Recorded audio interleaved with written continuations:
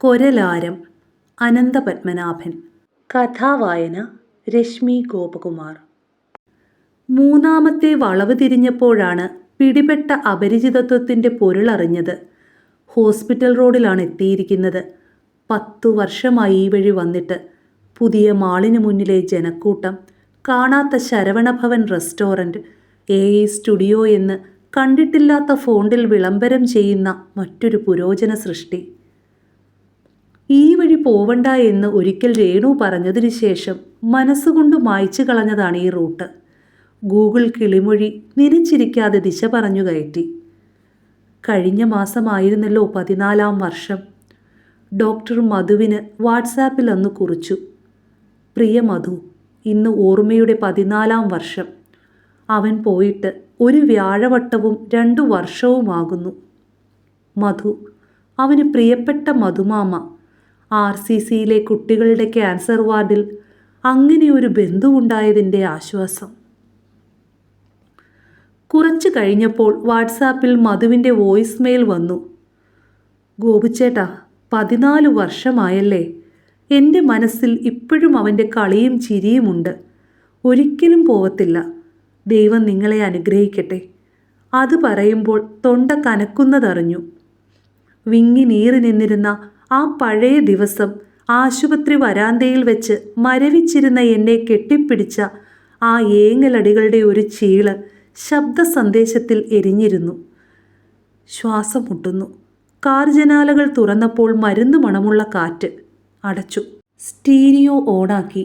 S ജാനകിയുടെ ഓമന ശബ്ദം. മഴമുകിലൊളിവർണ്ണൻ ഗോപാലകൃഷ്ണൻ കുടമുല്ല കൊണ്ടൊരു കൊരലാരം കെട്ടി.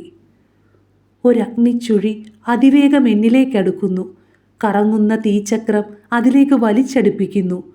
ഉടൻ സ്റ്റീരിയോ ഓഫ് ചെയ്തു. ദിശ കാട്ടുന്ന കിളിമൊഴിയെ അവഗണിച്ച് മറ്റൊരു വഴി തിരിഞ്ഞ് കാറിൻ്റെ സ്പീഡ് കൂട്ടി. വയ്യ. ഇപ്പോഴത്തെ കുട്ടികളുടെ വൊക്കാബുലറി എന്തൊക്കെ വാക്കുകളാണ്! അറിഞ്ഞു വെച്ചില്ലെങ്കിൽ നമ്മൾ ആ കമ്മ്യൂണിറ്റിക്ക് പുറത്താവും. 2 ദിവസം മുമ്പ് 5th സ്റ്റാൻഡേർഡ് ക്ലാസ്സിനിടയ്ക്ക് ഒരുത്തം പറയണു, സ്കിബിഡി. ഒക്കെ കൂടി കൂട്ടച്ചിരി. എന്തോ കുഴപ്പം പിടിച്ച വാക്കാന്നറിയണോണ്ട് രക്ഷപ്പെട്ടു. ഇവള് പറയണേ കേട്ടിട്ടുണ്ടല്ലോ, അർത്ഥമൊന്നും അറിയില്ലെങ്കിലും. ലച്ചു മൊബൈലിൽ നിന്നും തല ഉയർത്തി ഒന്ന് നോക്കി. Bad language, സ്ലാങ്ങിഷ്. അതറിയണോണ്ട് ഞാൻ പറഞ്ഞു, കളിക്കല്ലേ മക്കളെ, പിള്ളേർ ഹാപ്പി. ഓ, മാം ഈസ് സോ അപ്ഡേറ്റഡ്. ഇനിയുണ്ട് കേട്ടോ ഇങ്ങനെ കുറേ എണ്ണം. എന്താണ്? രേണു ഓർമ്മ തിരഞ്ഞു. ആ, റിസ്സൊക്കെ പോയി. റിസ്ലറാണ് ട്രെൻഡ്. അർത്ഥം ചോദിക്കരുത്. Again bad language. തല ഉയർത്താതെ ലച്ചു പറഞ്ഞു. രേണുവിൻ്റെ മുഖത്ത് ചിരി. ഇപ്പോഴത്തെ പിള്ളേരുടെ ഈ വൈബുണ്ടല്ലോ, പിടിച്ചാൽ കിട്ടില്ല കേട്ടോ. കല്യാണശേഷം വർഷം 19 കഴിഞ്ഞിട്ടും അവളുടെ പാലക്കാടൻ ഭാഷയിൽ മാറ്റമില്ലല്ലോ. അതിലും ആശ്വാസം, ഇങ്ങനെ ചിരിക്കാറായല്ലോ. ആശുപത്രിയിലെ അല്പം വിശാലമായ മുറിയുടെ ജനാലയ്ക്കപ്പുറത്തെ പോർട്ടിക്കോയിൽ എന്നും വന്നിരുന്ന അണ്ണാൻ കുഞ്ഞിനും കാക്കയ്ക്കും അവൻ ചോറെറിഞ്ഞു കൊടുത്തു. സന്ധ്യയ്ക്ക് ആശുപത്രിയുടെ പിന്നിൽ കിഴക്കുഭാഗത്തുള്ള കൃഷ്ണൻ്റെ അമ്പലത്തിൽ നിന്നും പാട്ടുകൾ ഒഴുകി വന്നിരുന്നു. കേശാദിപാദം തൊഴുന്നേൻ, ഗുരുവായൂരുള്ളൊരു കണ്ണനെന്നൊരു ദിനം, മഴമുകിലൊളിവർണ്ണൻ ഗോപാലകൃഷ്ണൻ. ദീപാരാധന നേരത്ത് എന്നും രേണു അവനെയും എടുത്തു നിന്ന് തൊഴുതു. അവൻ രക്ഷിക്കണേ എന്ന് വ്യക്തമല്ലാത്ത ഭാഷയിൽ കുഞ്ഞിക്കൈകളിൽ തൊഴുതു പ്രാർത്ഥിച്ചു. 1.5 വയസ്സിൻ്റെ പൂക്കൈകളിൽ അപ്പോഴേക്കും എത്ര വട്ടം ഇഞ്ചക്ഷൻ തുളയിട്ട് കഴിഞ്ഞിരുന്നു. ബോൺമാരോ ടെസ്റ്റിന് മജ്ജ കുത്തിയെടുക്കാൻ കൊണ്ടുപോയി മടങ്ങുമ്പോൾ എന്നും രേണു തകർന്നവശയാകുമായിരുന്നു. തോളിൽ അവൻ കരഞ്ഞു തളർന്നുറങ്ങിയിരുന്നു. കാറിൻ്റെ ഉള്ളിലും ഓഫീസിൻ്റെ ആളൊഴിഞ്ഞ മൂലകളിലും ആരും കാണാതെ വീണ എൻ്റെ കണ്ണുനീർത്തുള്ളികൾ. സാരമില്ല, ഒന്നുമല്ല. ഒരു ചെങ്ങാതിയുടെ നേർച്ചപ്രകാരം തുടർച്ചയായി 41 ദിവസം മൃത്യുഞ്ജയ ഹോമത്തിൽ പങ്കുകൊള്ളാൻ എല്ലാ ദിവസവും ഓഫീസിൽ നിന്നും ഉച്ചയ്ക്ക് പോയി വന്നു. ആ മന്ത്രം തുടർച്ചയായി ജപിച്ചു. ആശുപത്രിയിൽ ആഴ്ചാന്ത്യങ്ങളിൽ മെഡിക്കൽ കോളേജ് ഹോസ്റ്റലിൽ കുട്ടികൾ നടത്തുന്ന വീക്കെൻഡ് ഘോഷങ്ങൾ അലോസരപ്പെടുത്തി. ഇവർക്കിത് വേറെ എവിടെയെങ്കിലും ആയിക്കൂടെ? ലിഫ്റ്റിൽ കാണുമ്പോൾ ഓഫീസിലും ഹോസ്പിറ്റലിലും കല്ലിച്ച മുഖങ്ങൾ അസ്വസ്ഥമാക്കി. ഒന്ന് ചിരിച്ചുകൂടെ? അന്ന് കേട്ട പാട്ടുകൾ പിന്നീട് ഒരിക്കലും കേൾക്കാൻ ഇഷ്ടപ്പെട്ടില്ല. ലോകം ഒഴുകി നീങ്ങുമ്പോൾ ഞാൻ അല്ല, നമ്മൾ മാത്രം ഒരു ഇരുൾത്തുരുത്തിൽ. ആദ്യമൊക്കെ ഇഞ്ചക്ഷൻ സൂചി കണ്ടാൽ ഭയന്ന് കരഞ്ഞിരുന്ന കുഞ്ഞ് പിന്നീട് സിസ്റ്റർ വരുമ്പോൾ തന്നെ ഇന്നാ എന്ന് കൈ നീട്ടിക്കൊടുത്തു. അവൻ്റെ കുഞ്ഞു പ്രായത്തിലും ആ ആ ഈ ഈ മുഴുവനും വ്യക്തമല്ലാത്ത വാക്കുകളിൽ പറഞ്ഞു. ലച്ചുവാണ് അവളുടെ ഉണ്ണിക്കുഞ്ചിനെ കൊണ്ട് അക്ഷരമാല പറയിച്ചത്. അവസാനം പറയുമ്പോൾ അവൻ ചേച്ചിക്കൊപ്പം ആർത്ത് ചിരിക്കും. അവൾ വരുമ്പോൾ ഉണ്ണിക്കുട്ടൻ ഇടനാഴി മുഴുവൻ ഓടിക്കളിച്ചു. ലച്ചു അവന് ഉണ്ണികൃഷ്ണൻ്റെ കുടുമ കെട്ടിക്കൊടുത്തു. അവളുടെ ഏറ്റവും പ്രിയപ്പെട്ട പാവക്കുട്ടി അവൻ. കീമോയുടെ തീത്തൈലം അവനിലേക്ക് പ്രവേശിക്കുന്ന സമയം രേണു വെട്ടാൻ മടി കാണിച്ചു നിർത്തിയ അവൻ്റെ ചുരുണ്ട മുടി മുഴുവനും ഒരറ്റൻഡർ വന്ന് ഷേവ് ചെയ്ത് കളഞ്ഞു. മുട്ടയടിച്ച തല കണ്ടപ്പോൾ അമ്മയ്ക്കൊപ്പം അയ്യേ എന്ന് തലയിൽ തടവി ഉണ്ണിക്കുട്ടൻ ചിരിച്ചു. മുണ്ടനം ചെയ്ത ശിരസ് കണ്ട ഞെട്ടൽ പുറത്തു കാട്ടരുതെന്ന് ലച്ചുവിനോട് മുൻകൂർ പറഞ്ഞിരുന്നു. ആ രൂപത്തിൽ അവനെ ആശുപത്രി മുറിയിൽ നിന്നും കണ്ടിറങ്ങിയ ദിവസം എൻ്റെ ഉണ്ണിക്കുഞ്ഞൻ്റെ മുടിയൊക്കെ പോയി എന്ന് അവൾ വാവിട്ട് കരഞ്ഞു. രാത്രികളിൽ വീട്ടിൽ അവളെ ചേർത്ത് പിടിച്ച് ഇല്ലാത്ത കഥകൾ പറഞ്ഞു കൊടുത്തുറക്കി. ആശുപത്രിയിൽ ബൈസ്റ്റാൻഡറായി രേണു തന്നെ ഇരുന്നു. 108 ദിവസങ്ങളുടെ കാത്തിരിപ്പ് പ്രതീക്ഷകൾ. പക്ഷെ അവനിൽ പ്രകാശം കണ്ടു. കുട്ടികളുടെ വാർഡ് മുഴുവൻ അവൻ കഥ പറഞ്ഞ് ഓടി നടന്നു. ആശയേറ്റ ചില കുട്ടികൾക്ക് അവനെ കാണണം. അടുത്ത മുറികളിലെ കുട്ടികളൊക്കെ അവന് ആട്ടമാരായിരുന്നു. പാലക്കാടൻ ഏട്ട അവൻ്റെ ഭാഷയിൽ ആട്ട. അവനോട് മാത്രം സംസാരിച്ചിരുന്ന ഒരു കുട്ടിയെ ഓർക്കുന്നു, അച്ചിനാട്ട. സദാ ദുഃഖം നീരുകെട്ടിയ വെളുത്ത കവളുകളുള്ള ആ കുട്ടി അശ്വിൻ ഇന്ന് ജീവിച്ചിരിപ്പുണ്ടോ? ഈശ്വര കാക്കണേ. അവൻ്റെ കഥ പറച്ചിൽ മുഴുവനും ലച്ചു മൊബൈൽ ക്യാമറയിൽ പകർത്തി.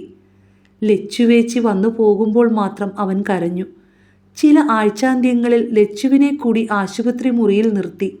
അനിയനെ ചേർന്നവൾ കിടന്നു. പലപ്പോഴും സ്കൂളിൽ നിന്നും ലച്ചുവിൻ്റെ ടീച്ചർ വിളിച്ചു. മോൾ ഒറ്റയ്ക്കിരുന്ന് കരയുന്നു, ഒന്ന് വരൂ. ഉണ്ണിക്കുട്ടനൊക്കെ ശരിയാവും എന്ന് പറഞ്ഞ് അവളെ ചേർത്ത് പിടിച്ചു നിന്നു. അമ്മ നാട്ടിൽ നിന്നും വന്നപ്പോൾ കുറച്ച് ദിവസം ഹോസ്പിറ്റലിനടുത്തുള്ള ബന്ധുഗൃഹത്തിൽ ലച്ചുവിനെ നിർത്തി. പോയി വരാൻ എളുപ്പമുണ്ടല്ലോ. പക്ഷേ അമ്മ തന്നെ പറഞ്ഞു, അവിടെ വേണ്ട ഗോപു, നീ ചോദിക്കുകയൊന്നും വേണ്ട. ഒരു ദിവസം ലച്ചു ഭയങ്കര കരച്ചിൽ, എന്തോ ആഹാര സാധനം വേണമെന്ന് പറഞ്ഞ്. കുട്ടി കരയണത് അതിനല്ല, ഒറ്റയ്ക്കായി പോയതുകൊണ്ടാന്ന് നമുക്കറിയും. അവരത് വിടുവാശിയാക്കി തമാശയാക്കി ചിരിച്ചു. ലച്ചു കരയും തോറും കളിയാക്കി ചിരി എല്ലാവരും കൂടി. എനിക്ക് വല്ലാണ്ടായി. 4.5 വയസ്സുള്ള കുട്ടിയുടെ മനസ്സ് വായിക്കാൻ പറ്റാത്തവരുടെ ഒപ്പം അവളെ നിർത്തണ്ട. ദൂരുണ്ടെങ്കിലും വീട്ടിൽ പോയി വരാം. നിന്റെ വീട് മതി. അന്യൻ്റെ വീട് എത്രയായാലും അന്യൻ്റെ വീട് തന്നെ. അമ്മ പോയിട്ട് 5 വർഷമാകുന്നു. ഉണ്ണിക്കുട്ടൻ്റെ ഒരു പടം നാട്ടിൽ തൻ്റെ കിടപ്പുമുറിയിൽ വെച്ചിരുന്നു, എന്നും കാണാൻ. അമ്മ മാത്രമല്ല, അവൻ്റെ മുത്തച്ഛ രേണുവിൻ്റെ അച്ഛനും ഇന്നില്ല. അവൻ പോയ 6-ാം മാസം ആ വിങ്ങല് പൊറാതെ ആ സാധു മനുഷ്യനും. അന്നു പകലും അമ്മയോടും അമ്മുമ്മയോടും അവൻ കഥ പറഞ്ഞിരുന്നതാണ്. ഉച്ചയോടെ പനി തുടങ്ങി. ഓഫീസിലായിരുന്ന എനിക്ക് അമ്മയുടെ ഫോൺ. ഉടൻ വരൂ. ലാബ് ടെസ്റ്റുകൾ, ലിഫ്റ്റിൻ്റെ കയറ്റിയിറക്കങ്ങൾ. ഏതോ ടെസ്റ്റിന് കൊണ്ടുപോകുമ്പോൾ രേണുവിൻ്റെ തോളിൽ പനിയിൽ തളർന്നു കിടന്ന ഉണ്ണിക്കുട്ടൻ എന്നെ നോക്കി ചിരിച്ചു. അന്ന് അർദ്ധരാത്രി വെന്റിലേറ്ററിലേക്ക് മാറ്റണമെന്ന് നിർദ്ദേശം. മറ്റൊരു പ്രൈവറ്റ് ആശുപത്രിയിൽ നിന്നും അതിൻ്റെ വിദഗ്ധരെ വിളിക്കുവാൻ ആവശ്യപ്പെടുന്നു. രാത്രി 1:30 വണ്ടിയെടുത്ത് പാഞ്ഞു. അവരെത്തി. അകത്തെവിടെയോ നിന്ന് ഒരു കുഞ്ഞിൻ്റെ കരച്ചിൽ, കടയുന്ന നെഞ്ച്. അവനാണോ? അല്ല, അവനാവില്ല. മനസ്സ് വായിച്ച പോലെ രേണു പറഞ്ഞു, അവനല്ല. മറ്റേതോ കുഞ്ഞ്, മറ്റേതോ അച്ഛൻ്റെ കുഞ്ഞ്. പിന്നെയും തീവ്രമാകുന്ന പനിയുടെ അപ്ഡേറ്റ്. ഞാൻ ഉള്ളിൽ പ്രാർത്ഥിച്ചു, ഇനി അവനെ കിടത്തി വേദനിപ്പിക്കരുത്. ഡോക്ടർ വിളിപ്പിച്ചു. Sorry, we tried our best. God takes people who are dearer to him early. പിന്നെ പറഞ്ഞ വാക്കുകൾ പതിഞ്ഞില്ല. 108 ദിവസങ്ങളുടെ കാത്തിരിപ്പ് പ്രതീക്ഷ അണയുന്നു. 14 വർഷങ്ങൾ കടന്നുപോയിരിക്കുന്നു. എത്ര ക്ഷണികം.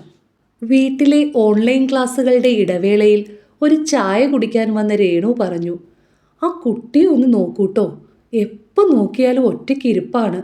എന്താവോ പറ്റിയത്? മറ്റൊരു നഗരത്തിലെ പണിയിടത്തിൽ നിന്നും വീക്കെൻഡിലെ പതിവ് യാത്രയ്ക്ക് ശേഷം വീടണഞ്ഞ ഞാൻ TV നോക്കുകയായിരുന്നു. മൊബൈൽ അല്ലെങ്കിൽ ലാപ്ടോപ്പ് ആവും. അല്ല, അതായിരുന്നെങ്കിൽ സമാധാനം ഉണ്ടല്ലോ, പറഞ്ഞു വിലക്കാം. ഇതെപ്പോഴും മുറിയടച്ചിരിപ്പാണ്. ഇടയ്ക്കൊക്കെ കുട്ടിയുടെ കാര്യം നോക്കൂ. 18 വയസ്സ് കഴിഞ്ഞു എന്ന് വെച്ചാൽ ചെക്കനെ നോക്കി തുടങ്ങാറായി പഴയ പതിവിന്. ഇപ്പോൾ 28ലും പിള്ളേർ വെയിറ്റ് എന്നല്ലേ പറയുന്നത്? മുമ്പൊരിക്കൽ ചോദിച്ചപ്പോൾ അവൾക്ക് കല്യാണമേ വേണ്ട, വേണമെങ്കിൽ ലിവിങ് ടുഗദർ നോക്കാമെന്ന്. കാര്യം ലഘുവാക്കാൻ ചിരിച്ചു. അല്ല, ഇതങ്ങനെയല്ല. എന്തോ ഒന്ന് കുടുങ്ങിയിട്ടുണ്ട് പെണ്ണിൻ്റെ മനസ്സിൽ. ടെൻഷനാവുണ്ട്. പ്രായം അതല്ലേ, പോസിബിൾ ബ്രേക്കപ്പ്? ഉള്ളിൽ നിന്നുയരുന്ന ആന്തൽ പുറത്തു കാട്ടാതെ ആരാഞ്ഞു. അത് ചോദിച്ചു. അപ്പോൾ അവൾ ചാടിക്കടിക്കാൻ വരണു. അങ്ങനെ ഇല്ലത്രേ. നിങ്ങൾ അവളുടെ ഡിയറസ്റ്റ് അച്ചു അല്ലേ, ആസ്ക് ഹർ. അതും പറഞ്ഞ് രേണു ഓൺലൈൻ ക്ലാസ്സുകളുടെ ബഹളത്തിലേക്ക് ഊളിയിട്ടു. അവൾക്കിപ്പോൾ നിൽക്കാൻ വയ്യാത്ത തിരക്കാണ്. സ്കൂളിലെ ക്ലാസ്സുകൾ കൂടാതെ വീട്ടിൽ വന്നും ഓൺലൈൻ ക്ലാസ്സുകൾ. തിരക്കിൽ തന്നെ നിൽക്കട്ടെ. 6 വർഷം മുന്നേയുള്ള എൻ്റെ തൊഴിൽ ട്രാൻസ്ഫറിന് ശേഷം രേണുവിൻ്റെ ചരടറ്റു പോകുന്ന മനസ്സും നിയന്ത്രണം വിടുന്ന ദേഷ്യവും ഇപ്പോൾ ഇല്ല എന്ന് തന്നെ പറയാം. സുഹൃത്തുകൂടിയായ സൈക്യാട്രിസ്റ്റ് ഡോക്ടർ സുജൻ പറഞ്ഞിരുന്നു, സംഭവിക്കാവുന്ന പോസ്റ്റ് ട്രോമാറ്റിക് സ്ട്രെസ്സിനെയും മനസ്സ് എൻഗേജ്ഡ് ആയിരിക്കേണ്ട അനിവാര്യതയെപ്പറ്റിയും. ലച്ചുവിൻ്റെ മുറിയിലേക്ക് നടക്കുമ്പോൾ ഓർത്തു, എത്ര ദിവസമായി അവൾ അച്ചു എന്ന് വിളിച്ചിട്ട്. കുറ്റിയിട്ട വാതിലിൽ മുട്ടി വിളിക്കുമ്പോൾ അകത്ത് വാർഡ്രോബ് അടയ്ക്കുന്ന ശബ്ദം. തുറന്ന വാതിലിൽ എന്നെ കണ്ടപ്പോൾ അവൾ കണ്ണ് താഴ്ത്തി മെല്ലെ കട്ടിലിലേക്ക് നടന്നു. ഒപ്പം നടന്നുപോയി അവളുടെ തോളിൽ കൈ ചുറ്റി ചേർത്തു. ലച്ചുക്കുഞ്ചൻ അച്ചുവിനോട് ഇഷ്ടമാണോ? അവൾ തല താഴ്ത്തി നിഷേധാർത്ഥത്തിൽ തലയാട്ടി.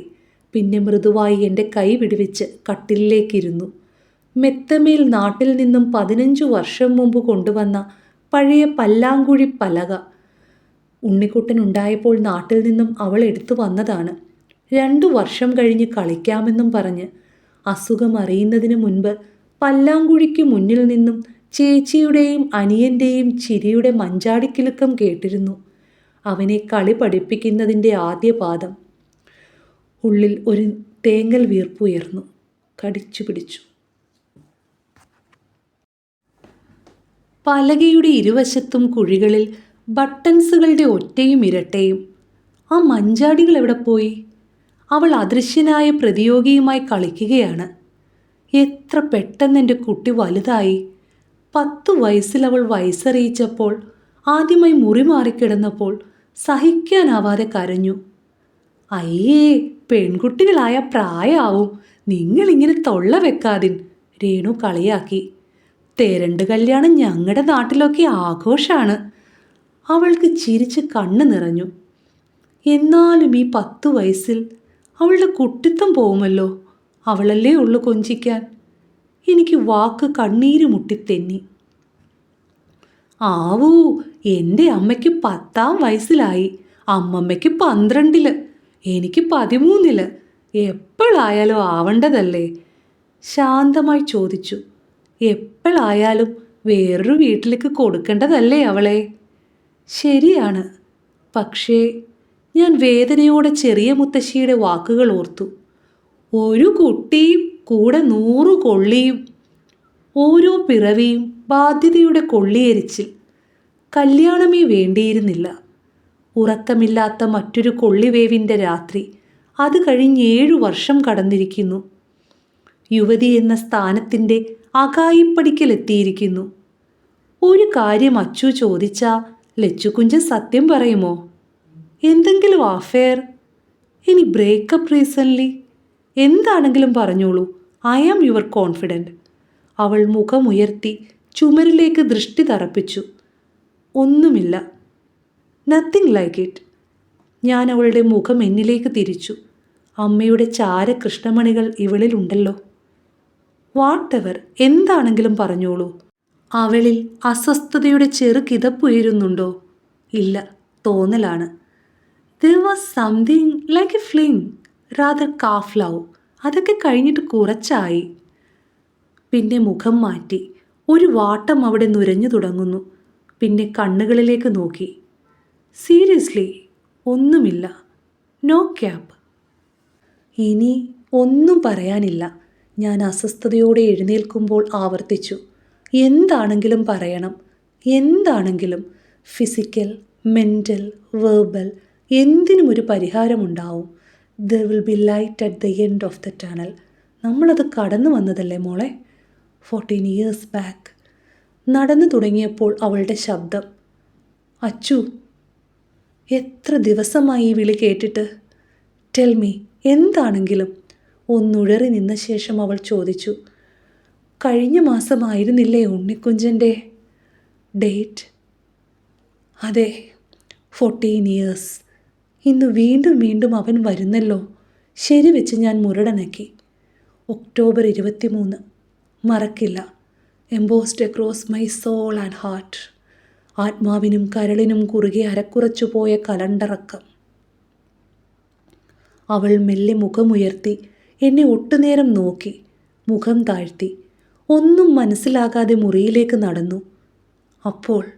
അപ്പോൾ കാര്യങ്ങൾ പായൽ മാറി തെളിഞ്ഞു വന്നു. എൻ്റെ മൊബൈലിൻ്റെ പാസ്വേഡ് അവൻ്റെ വിയോഗത്തിൻ്റെ തീയതി 2310. 4 മാസം മുമ്പുള്ള വരവിൽ അതിലെ മെസ്സേജുകളിൽ ബ്ലൂടിക്ക് കണ്ടതോർത്തു. ആരോ തുറന്നു വായിച്ചിരിക്കുന്നു. രേണു ഒന്നും കണ്ടിട്ടില്ല എന്ന തിരിച്ചറിവിൽ വിട്ടു. ലച്ചു തുറന്നിരിക്കാം. അയച്ച ഡിസപ്പിയറിംഗ് മെസ്സേജസിൽ ബാക്കി വന്ന വീരാൻകുട്ടി കവിതകൾ, തൂവാനത്തുമ്പികളുടെ തീം മ്യൂസിക് എൻ്റെ വിസിലിങ്ങിൽ, എൻ്റെ ക്ലാരയ്ക്ക്. കൈപ്പറ്റിയ ഇൻബോക്സ് മെസ്സേജിലെ നഷ്ടപ്പെട്ട നീലാംബരിയിലെ പ്രണയപദങ്ങൾ. അത്രയേ ഉണ്ടായിരുന്നുള്ളൂ. കൂടുതൽ തിളച്ച കുറിമാനങ്ങളും ചിത്രങ്ങളും ചിന്തകളും മാഞ്ഞുപോയത് രക്ഷ. എങ്കിലും അവൾ കണ്ടിരിക്കുന്നു. ഞാൻ അസ്വസ്ഥനായി ബാൽക്കണിയിൽ പോയി ഒരു ലൈറ്റ് സിഗരറ്റിന് തീ കൊളുത്തി. പിന്നിൽ രേണു വന്നു നിന്നു. സംസാരിച്ചോ? What's it trauma ruining her? Romance ഒന്നുമല്ല, അങ്ങനെ ഒന്നുമില്ല, അവൾ കൺഫൈഡ് ചെയ്തു. ഞാൻ മുഖം ബാൽക്കണിയുടെ ഇരുട്ടിലേക്ക് ചേർത്തു. പേടിയാവുണ്ട്. ഇന്നാൾ ഒരു ദിവസം ഒറ്റയ്ക്ക് മുറിയടച്ച് വർത്താനം കേട്ടു. ഫോണും ലാപ്ടോപ്പും ഒന്നുമില്ല. തനിയെ എന്തോ പിറുപിറുക്കണു. ഒപ്പം ആരും ഒട്ടില്ലേനും. എനിക്ക് പേടി വല്ല MDMA റാക്കറ്റിലും പെട്ടോ എന്നാണ്. ഞങ്ങളുടെ സ്കൂളിൽ ഒരു ടീച്ചറുടെ കുട്ടിയെ രേണു എന്തൊക്കെയോ പറഞ്ഞു പോകുന്നു. അവളെ ഓർത്തില്ലല്ലോ. അവൾക്കുള്ള വിഹിതം കൊടുത്തില്ലല്ലോ. മനസ്സ് നീറ്റുകയൊക്കെ ആകുന്നു. നിങ്ങളിത് കേൾക്കുണ്ടോ ബാലുവേട്ടാ? രേണുവിൻ്റെ ശബ്ദമുറക്കെയാകുന്നു. എന്തായിരുന്നു? I was lost for a while. രേണുവിൻ്റെ ശബ്ദം താഴ്ന്നു രഹസ്യമായി. ഞാനൊരു സോപ്പിൽ താക്കോലിൻ്റെ മോഡൽ എടുത്ത് വെച്ചിട്ടുണ്ട്, അവളുടെ അലമാരയുടെ. നാളെ പോയി അതിൻ്റെ ഡ്യൂപ്ലിക്കേറ്റ് കീ ഉണ്ടാക്കുക. ലച്ചു സ്കൂളിൽ പോയി വരുമ്പോഴേക്കും നിങ്ങൾ അവളുടെ റൂമും ആ വാർഡ്രോബും ഒന്ന് ചെക്ക് ചെയ്യണം. പെണ്ണ് എന്തു വന്നാൽ തരണില്ലേ അതിൻ്റെ കീ? ഞാൻ ഓർത്തുകൊണ്ട് മൂളി. പിറ്റേന്ന് ശനിയാഴ്ച സ്കൂളിലേക്ക് ഇറങ്ങുമ്പോൾ ചോദിച്ചു, ഞാൻ വിടണോ ലച്ചു? അമ്മ ഡ്രോപ്പ് ചെയ്യുമല്ലോ. പതിഞ്ഞ നിർവികാരമായ മറുപടി. അബദ്ധനായി ചിരിച്ചു. ഇറങ്ങും മുമ്പ് രേണു കണ്ണുകളിൽ സൂചന കൈമാറി. കീ ഡ്യൂപ്ലിക്കേഷൻ കഴിഞ്ഞു മടങ്ങുമ്പോൾ ഞാൻ അവ്യക്തമായ കണ്ണുകൾ വിളക്കുവാൻ നോക്കി. കുറച്ചു കാലം മുമ്പുള്ളൊരു പ്രണയക്ഷതം, എൻ്റെ അസാന്നിധ്യം, ഒറ്റയ്ക്കിരുന്നുള്ള പല്ലാങ്കുഴി കളി, അദൃശ്യതയോടുള്ള വിനിമയം, ഭിത്തി തറയുന്ന നോട്ടം. രേണുവിൻ്റെ സംശയങ്ങൾക്ക് സാങ്കത്യം കൈവരുന്നു. ചലനങ്ങളിൽ ധൃതി കയറുന്നു. വിയർപ്പുറയുന്നു. കിതപ്പിരമ്പുന്നു. 2 പ്രാവശ്യം പരാജയപ്പെട്ട ശേഷം അലമാരിയുടെ വാതിൽ തുറന്നു കിട്ടി. അവളുടെ തുണികൾ വാരി വലിച്ചിട്ട് നോക്കി. ഇല്ല, ഒന്നുമില്ല. മുകളിൽ അവൻ്റെ കുഞ്ഞുടുപ്പുകൾ വെച്ച തട്ടാണ്. അവിടം ശൂന്യമാണ്. അവൻ പോയപ്പോൾ എല്ലാം കൂടി കിഴികെട്ടി രേണു ഏതോ ഓർഫനേജിന് കൊടുത്തു. ഉടുത്തിരുന്ന കുഞ്ഞുടുപ്പുകൾ 41-ാം നാൾ പൂജാദ്രവ്യങ്ങൾക്കൊപ്പം പുഴയിലൊഴുക്കിയിരുന്നു. വെറുതെ കൈവച്ച് നോക്കി. അപ്പോൾ തടഞ്ഞു. മുട്ടയടിച്ചപ്പോൾ അവന് സുഖപ്പെടാൻ പളനിക്ക് നേർന്ന് രേണു മാറ്റിവെച്ചതാണ്. കുറച്ചായി അത് കാണാനില്ലായിരുന്നു. പ്ലാസ്റ്റിക് പൊതിയഴിച്ചപ്പോൾ അവൻ്റെ പിഞ്ചുമണം മുറി വാരിച്ചുറ്റി. ഇത് അവളുടെ രക്ഷ കൊളുത്തിയിട്ട കരളാരം, കരളെടുത്തണിഞ്ഞ അഭയഹാരം, കണ്ണീരടക്കുന്ന ഭണ്ഡാരത്തോണി. പിന്നെ നിസ്സഹായനായി ആ ചുരുൾമുടിക്കൂട്ടിലേക്ക് ചാഞ്ഞു ചിതറി.